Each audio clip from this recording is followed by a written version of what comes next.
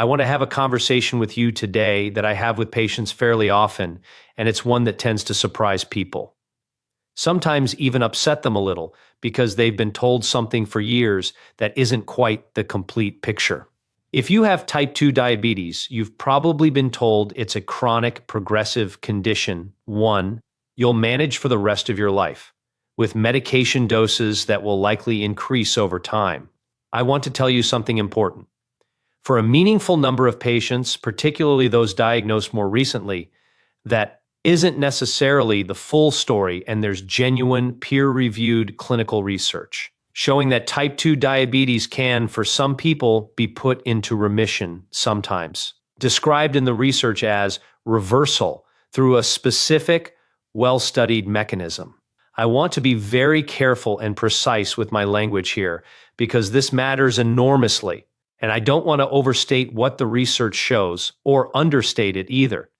Let's talk through the actual science, honestly. Here's the mechanism that's changed how many endocrinologists and diabetes researchers think about this condition, sometimes called the twin cycle hypothesis, developed through research led by Professor Roy Taylor and colleagues. Type 2 diabetes has traditionally been explained primarily through insulin resistance, your cells becoming less responsive to insulin signal.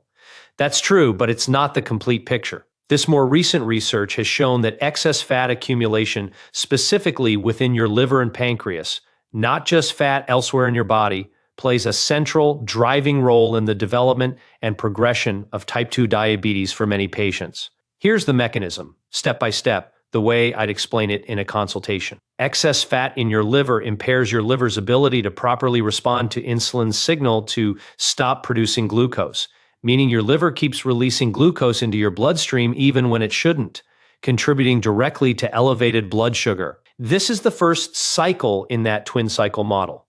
Here's the second cycle, and this is the part that surprised me when I first studied this research in depth. Excess fat doesn't stay confined to your liver. In many cases, it can also accumulate within your pancreas, specifically around the beta cells responsible for producing insulin.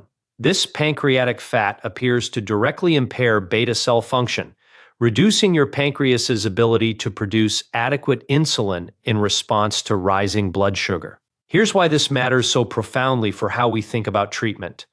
If elevated liver and pancreatic fat is a central driving mechanism, then a specific intervention aimed directly at substantially reducing that fat, not just managing symptoms with medication, has the potential to allow both your liver and your pancreas to return toward more normal function. In some patients, restoring blood sugar regulation to a genuinely non-diabetic range without ongoing medication. I want to walk you through the actual clinical research here because this isn't speculative. It's been studied directly in controlled trials. The Diabetes Remission clinical trial, known as DIRECT, studied patients with type 2 diabetes who had been diagnosed within the past 6 years using a structured, medically supervised, very low-calorie diet, followed by careful weight maintenance support. The results were genuinely striking. A substantial proportion of participants, roughly half in that trial, achieved diabetes remission, defined as normal blood sugar levels without needing diabetes medication. At the 1-year mark, and follow-up research has shown many participants maintain this remission at longer-term follow-up as well. Here's the critical detail that determined who achieved remission and who didn't in this research, and it's directly related to the mechanism we just discussed. The amount of weight lost, and specifically the reduction in liver and pancreatic fat, was the strongest predictor of remission. Patients who lost a substantial amount of weight, generally in the range of 30 pounds or more depending on starting weight, had dramatically higher remission rates than those who lost less. I want to be honest and clinically precise about the limitations here, because this matters just as much as the promising findings. This research specifically involved people diagnosed within roughly 6 years of starting the intervention, and remission rates were notably lower in people with a longer diabetes duration. This is consistent with that twin cycle mechanism. Over time, sustained elevated blood sugar can cause more permanent damage to beta cells, reducing the capacity for full functional recovery even after fat is successfully reduced. This doesn't mean remission is impossible with longer-standing diabetes. Some patients still achieve meaningful improvement, but the probability and degree of full remission tends to be lower. I also want to be clear that this isn't something to attempt without proper medical supervision.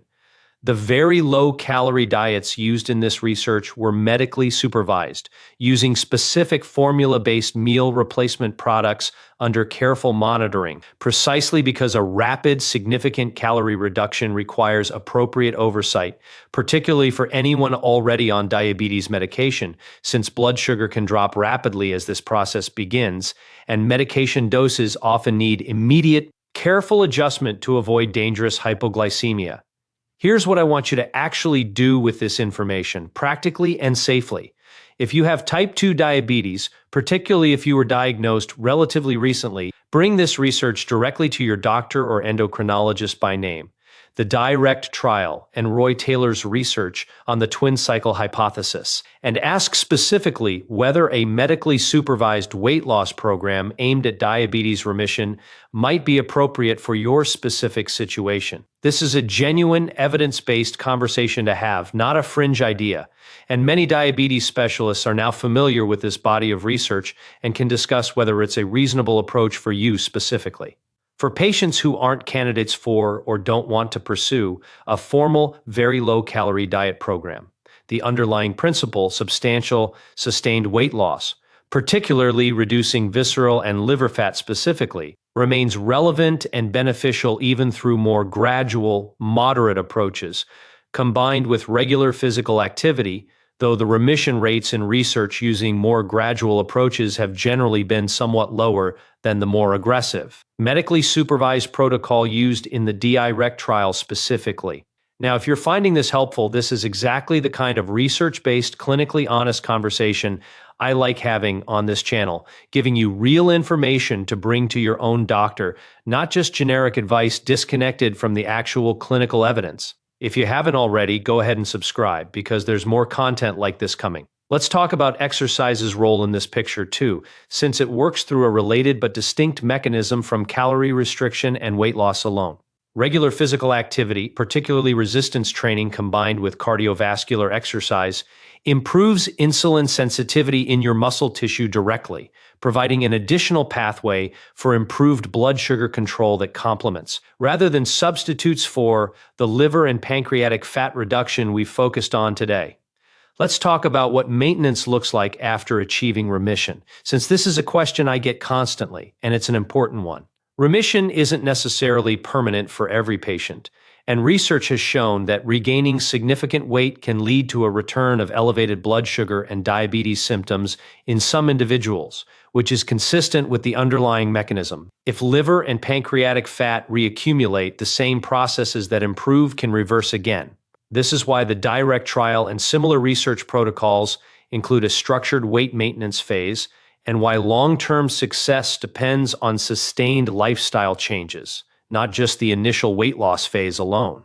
Let's talk about who this conversation is genuinely not appropriate for, because clinical honesty matters here. Type 1 diabetes involves an entirely different mechanism, an autoimmune destruction of insulin-producing cells, and this remission research does not apply to type 1 diabetes in any way. Additionally, some patients with type 2 diabetes have other underlying factors or significant beta cell damage from longer disease duration where full remission may not be realistically achievable, though improved blood sugar control and reduced medication needs often remain possible goals even in these cases. Let's talk timeline because I want to give you an honest, evidence-based picture. In the direct trial, the initial very low-calorie phase typically lasted around 3 months, followed by a structured food reintroduction and weight maintenance phase. Remission status was formally assessed at the 1-year mark in that research, with continued monitoring showing many participants maintained remission at longer-term follow-up with continued lifestyle support. Let me answer a few questions patients ask me regularly about this topic. First, is this the same thing as intermittent fasting or a regular low-carb diet?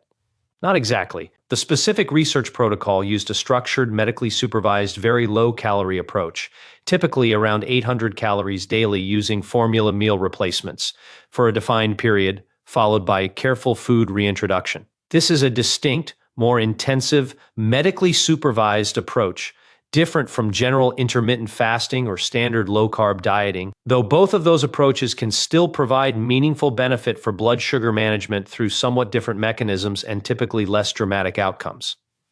Second, will this work for me if I've had diabetes for over 10 years? The probability of achieving full remission is lower with longer disease duration based on the available research due to potentially more established beta cell impairment. However, meaningful improvement in blood sugar control and reduced medication needs often remain achievable goals even in these cases, and this is absolutely worth discussing with your doctor regardless of how long you've had the diagnosis.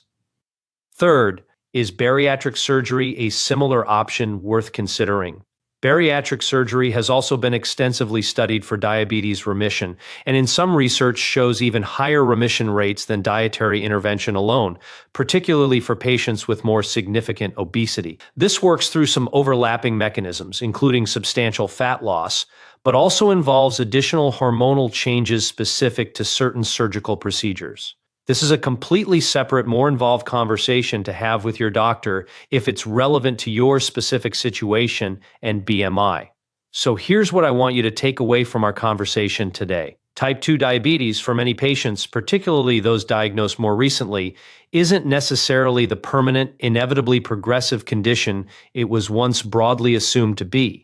Genuine peer-reviewed clinical research has demonstrated that substantial, sustained weight loss targeting liver and pancreatic fat specifically can produce true remission in a meaningful proportion of patients, restoring normal blood sugar regulation without ongoing medication. This isn't a claim I make lightly, and it absolutely requires proper medical supervision and an honest conversation with your own doctor about whether this approach is appropriate for your specific situation, disease duration, and overall health. But if you have type 2 diabetes and haven't had this specific conversation with your doctor yet, I genuinely believe it's worth bringing up directly.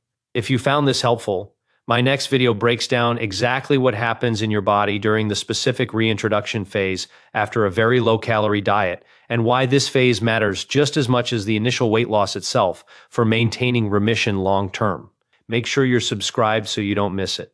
Take care of yourself. I'll see you in the next one.